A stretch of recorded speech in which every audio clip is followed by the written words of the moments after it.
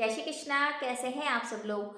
2026 start होने वाला है तो हम सब के लिए कैसा जाएगा इसके बारे में बात करें सिंह राशि। ये जो सिंह राशि वाले हैं 2026 में कैसे रहेंगे, क्या इनको उपलब्धि मिलेगी और क्या सावधानी बरतनी है। राशिफल स्टार्ट करने से पहले हमेशा की तरह राशिफल आप चंद्र राशि के अकॉर्डिंग देखिए। पहले करते हैं ग्रहों की स्थिति, यानी कौन से ग्रह कहाँ राशि परिवर्तन करेंगे। वैसे तो सारे ग्रह राशि परिवर्तन करते ही रहते हैं, जैसे कि 2 महीने बाद, 1 महीने बाद, लेकिन कुछ जो ग्रह होते हैं उनका हमारी लाइफ में बहुत ज़्यादा इफेक्ट पड़ता है। जैसे कि गुरु हैं, गुरु इस बार 3 बार राशि परिवर्तन करेंगे। पहले वो जाएंगे मिथुन राशि में, यानी इस टाइम इन प्रेजेंट मिथुन राशि में चल रहे हैं। फिर बीच में, यानी कि साल के बीच में वो चले जाएंगे कर्क की राशि में और उच्च के हो जाएंगे। वहीं अक्टूबर के अराउंड वो जाएंगे सिंह राशि में, यानी आप ही की राशि में आ जाएंगे। तो गुरु अतिचारी हैं, 3 बार राशि परिवर्तन करेंगे तो इनका प्रभाव हम पे बहुत ज़्यादा पड़ता है, क्योंकि गुरु पालन करता भी है। वहीं शनि देव का भी प्रभाव पड़ता है। तो शनि देव की, जैसे आपके ऊपर शनि की ढैया भी चल रही है, तो शनि की स्थिति ये है कि मीन राशि में ही शनि रहेंगे। वहीं राहु केतु का राशि परिवर्तन होगा, वो 25 नवंबर के बाद होगा। राहु है कुंभ राशि में और सिंह राशि में है केतु। तो ये जो 4 बड़े प्लैनेट हैं, इनका हमारे जीवन पे बहुत ज़्यादा इफेक्ट पड़ता है।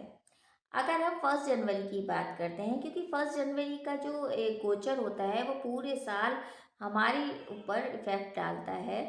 तो अगर हम 1 जनवरी की बात करें तो 4 बड़े प्लैनेट आपके पंचम भाव में रहेंगे, सूर्य, मंगल, शुक्र और बुध। वहीं जो चंद्रमा है वो उच्च के होके आपके दशम भाव में रहेंगे।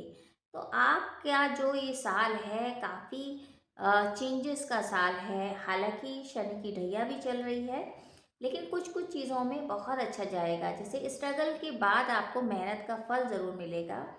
4 बड़े ग्रह पंचम भाव में है, तो यानी कि संतान, विवाह और विदेश यात्रा का पूर्ण योग बना हुआ है। यानी कि संतान का लाभ हो सकता है, या अगर आप संतानहीन हैं, संतान के इच्छुक हैं, तो ये साल आपके लिए अच्छा पूर्ति का साल बनेगा। वहीं अगर आपका विवाह नहीं हो रहा है या प्रेम विवाह की आप सोच रहे हैं, तो बिल्कुल ये साल आपका विवाह कराने वाला होगा। उच्च शिक्षा आप ले सकते हो। साथ में ये भी हो सकता है कि आप शिक्षा के लिए आप विदेश भ्रमण करें, यानी विदेश से आपको लाभ होने की पूरी संभावना है। तो बहुत अच्छा समय जाएगा। हालांकि ये कह सकते हैं डिले इसलिए होगा क्योंकि शनि की ढैया चल रही है, तो वहाँ थोड़ा सा प्रॉब्लम आ सकता है। यानी कि ट्रस्ट किसी पे नहीं करिए, आगे बढ़िए और अपनी सूझबूझ से चलेंगे तो बहुत अच्छा रहेगा। चंद्रमा दशम भाव में, पहले ही जनवरी को जब चंद्रमा देख रहे हैं तो दशम भाव में उच्च के हैं, तो काम के हिसाब से बहुत अच्छा समय है। थोड़ा सा स्लो होगा, लेकिन ये है कि आपको काफ़ी स्ट्रगल के बाद रिजल्ट बहुत अच्छा मिलेगा। आपको एक नई दिशा मिलेगी, काम में चेंज, बदलाव, या कोई भी आप काम शुरू करना चाहते हैं, सारी चीज़ें होंगी। आप एक के साथ 2 काम भी स्टार्ट कर सकते हैं, यानी कि अगर एक आपकी इनकम बनी हुई है तो दूसरी तरफ से भी आपकी इनकम आ सकती है।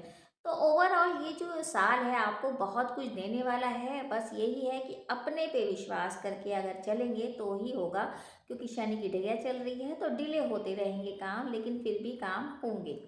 तो पहले से तो काफ़ी इम्प्रूवमेंट आपको नज़र आएगा।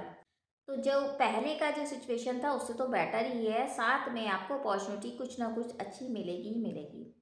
तो अभी जो हम बात कर रहे हैं जनवरी से लेकर दिसंबर तक के बारे में, कि कौन से महीने आपको क्या उपलब्धि मिलेगी और क्या आपको सावधानी बरतनी है। देखिए, जनवरी का महीना लें तो थोड़ा स्लो हो सकता है। धन के हिसाब से ये महीना बहुत अच्छा नहीं है। आप बहुत कुछ प्लान तो कर रहे हो, लेकिन उस हिसाब से आपके पास धन नहीं आ रहा है, इस तरह की सिचुएशन हो सकती है। लेकिन जनवरी के एंड में जाके थोड़ी सी बैलेंस होने लगेगी चीज़ें। लेकिन ये महीना थोड़ा सा हेल्थ के हिसाब से भी, और थोड़ा आपको अगर हेल्थ में अगर डायबिटीज़ है या हार्ट की प्रॉब्लम है तो उसमें ध्यान देना ही पड़ेगा। तो चेकअप कराते रहिए और साथ में कोशिश करते रहिए, एंड में जनवरी में जाते जाते कुछ ना कुछ लाभ आपको मिलेगा।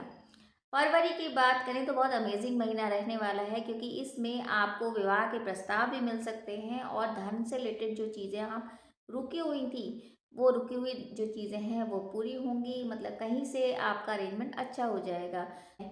तो धन के हिसाब से जैसे पिछले साल आप बहुत ज़्यादा परेशान थे, फरवरी के बाद से ठीक होना शुरू हो जाएगा।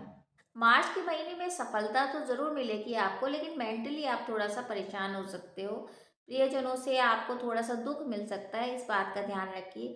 तो हेल्थ के इश्यू भी हो सकते हैं। बस ये चीज़ 2-3 चीज़ों की वजह से आप परेशान हैं, वरना सफलता मिलेगी, नए काम की शुरुआत आप कर सकते हो। अप्रैल के महीने में आप अपने को प्रूव कर पाएँगे, जैसे कि कुछ लोग आपको अंडर एस्टिमेट करते हैं कि नहीं आप कुछ ये नहीं काम कर सकते या इस तरह की, उनके सामने अपने आप को प्रूव कर पाएँगे कि हाँ, मैं कुछ हूँ। यानी कि अप्रैल का महीना बहुत अच्छा साबित होने वाला है। आपके काम में बढ़ोतरी, आप कुछ करके दिखाने का जज़्बा रखेंगे और काम भी बहुत अच्छा चलेगा।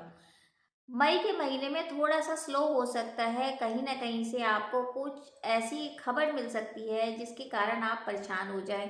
तो मई के महीने में थोड़ा-सा आपको ध्यान ये रखना है कि किसी पे ट्रस्ट नहीं करना है। और अगर आप ज़्यादा अपने सीक्रेट किसी को बताएँगे, यानी कि जो आप प्लान कर रहे हैं किसी को बताएँगे, तो वहाँ थोड़ा-सा धोखा आपको मिल सकता है। तो मई के महीने में थोड़ी-सी सावधानी के साथ आगे बढ़ना है। जून का महीना बहुत अच्छा साबित होगा, आपके जीवन में काफ़ी बदलाव आएँगे, आप प्रोग्रेस करोगे, नई चीज़ों को लेके आप उत्सुक रहोगे और हो सकता है आप नई कोई शिक्षा भी ग्रहण करें या विदेश से कोई काम आपका आना संभव है। तो जून का महीना बहुत अच्छा साबित होगा। 1 जून का और 1 अक्टूबर का बहुत अच्छा साबित होना चाहिए, क्योंकि आप उसमें अपना जो काम कर पा रहे हैं उसका रिज़ल्ट आता हुआ दिखेंगे और बहुत एनर्जी आपके जीवन में आएगी और बहुत एनर्जी के साथ आप काम करेंगे, तो जिसके कारण आपको सफलता मिलनी निश्चित है। तो जून का महीना बहुत अच्छा जाएगा। जुलाई के महीने में थोड़ी आपकी तबीयत का ध्यान रखना है, कुछ चीज़ों को लेके आप थोड़े परेशान हो सकते हो, मेंटली थोड़ा-सा कन्फ्यूज़ रहोगे आप। तो जुलाई के महीने में अपनी सूझबूझ से आगे बढ़ेंगे तो अच्छा रहेगा।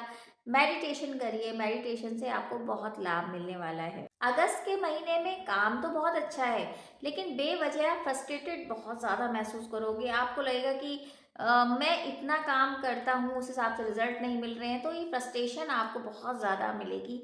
तो आपको थोड़ा-सा अपने पे धैर्य रख के करना है, क्योंकि ऐसा होता है कि शनि की जब ढैया या साढ़े साती चलती है, वैसे भी शनि जो है आपकी राशि के स्वामी से शत्रुता रखते हैं, तो जिसके कारण थोड़ा-सा फ्रस्ट्रेटेड आप महसूस करते हैं। आपको लगता है कि ये काम तो मैं आसानी से कर सकता हूँ, लेकिन वो हो नहीं पा रहा है। इस तरह की सिचुएशन आपको अगस्त के महीने में बराबर मिलती रहेगी, तो बहुत सूझबूझ के साथ आप आगे बढ़िए। सितंबर के महीने में बहुत सूझबूझ से आगे आपको बढ़ना है और सबसे बड़ी बात है, अपनी बुद्धि विवेक से आप जब आप आगे बढ़ेंगे, तो बहुत सारी जो प्रॉब्लम्स आ रही थी उनसे आप निकल भी जाएँगे। मतलब ऐसा लगेगा कि ये प्रॉब्लम में तो हम गिर गए हैं, कैसे आगे बढ़ेंगे, लेकिन फिर भी आप आगे निकल जाएँगे। तो ये जो टाइम है बहुत अच्छा जाएगा। बस ये है कि अपनी बुद्धि, अपने विवेक पर ध्यान रखेंगे, यानी उसके हिसाब से चलेंगे तभी हो पाएगा। अगर किसी पे ट्रस्ट कर लेंगे तो दिक्कतें बढ़ जाएँगी। तो अपने बुद्धि विवेक से आप आगे बढ़िए, सितंबर का महीना बहुत अच्छा साबित होगा।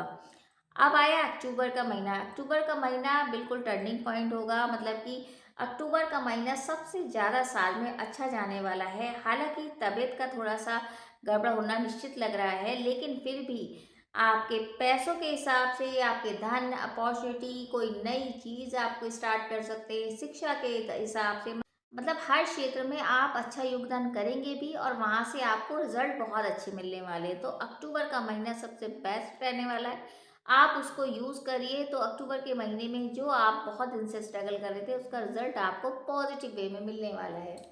नवंबर के महीने में एनर्जी पूरी रहेगी, लेकिन फिर आपको यात्राओं से थोड़ा कष्ट मिल सकता है, तो इस बात का ध्यान रखिए। कहीं न कहीं से ऐसा लगेगा कि यात्रा करके हमने नुकसान उठा लिया है, तो इसमें आपको थोड़ा-सा प्रॉब्लम हो सकता है। अदरवाइज़ वैसे एनर्जी रहेगी, काम भी ठीक चलेगा। अक्टूबर के हिसाब से तो नहीं, लेकिन हाँ, फिर भी नवंबर में काम होगा। अंतिम महीने दिसंबर में आपको लगेगा कि परेशानियाँ आई थी, लेकिन मैंने बखूबी इनका सामना करा और बहुत अच्छे से निभाया। यानी आपको एक गर्व महसूस होगा कि पूरे साल मैंने बहुत मेहनत करी, उसके हिसाब से रिज़ल्ट भी मुझे कम मिले, लेकिन बहुत अच्छे परिणाम मिले। तो इस तरह के आपके विचार होंगे, आपके काम में भी बढ़ोतरी नज़र आती है, यानी कि काम आपका अच्छा चलने लगेगा और काम के हिसाब से आपको धन भी अर्जित कर पाएँगे। बस इन्वेस्टमेंट अभी नहीं करिए, कोई नई शुरुआत अगर आप चाहते हैं तो वो ज़रूर होगी इस महीने। तो ये तो था जनवरी से लेकर दिसंबर तक के महीने कि कौन से महीने क्या सावधानी बरतनी है और क्या आपको उपलब्धि मिलेगी। लेकिन फिर भी ये कहा जाएगा ये एक गोचर गणना है, तो आपके चार्ट के बारे में नहीं पता है, तो अगर आपको चार्ट का विश्लेषण कराना है तो आप कमेंट बॉक्स में मैसेज कर सकते हैं, क्योंकि हर एक के चार्ट में, हर एक की कुंडली में अलग अलग ग्रह होते हैं, अलग अलग प्लेसमेंट होती है, तो सबके अलग रिजल्ट भी मिलते हैं। पर ये हम गोचर के हिसाब से करते हैं तो यही परिणाम दिखते हैं। तो अब करते हैं उपायों की बात। तो उपायों के लिए सबसे अच्छा यही है कि आप विष्णु सहस्त्र नाम करिए और आदित्य हृदय स्रोत का पाठ और सूर्य पे जल जरूर दीजिए। लाल वस्तुओं का दान करिए और हो सके तो कहीं जाएं तो लाल रंग के कपड़े ही पहन के जाएंगे, तो आपके जो काम है वो बनेंगे और आपके अंदर एनर्जी भी रहेगी। बस यही है कि गुस्सा थोड़ा कम करिए, उसके लिए पानी आप पीते रहिए। बस इतने उपाय करेंगे तो जो संकट आने वाला होगा वो संकट भी दूर हो जाएगा। तो उम्मीद है ये छोटी सी जानकारी आपको अच्छी लगी होगी। बाकी यही कहा जाएगा ये जो साल है आप सबके लिए बहुत अच्छा जाए, सारी मनोकामना आपकी पूर्ण हो। और अगर आपको जानकारी अच्छी लगे तो वीडियो ज़रूर शेयर कीजिए। तो आप सभी को नववर्ष की हार्दिक शुभकामनाएं। Wish you very very happy new year. जय श्री कृष्ण।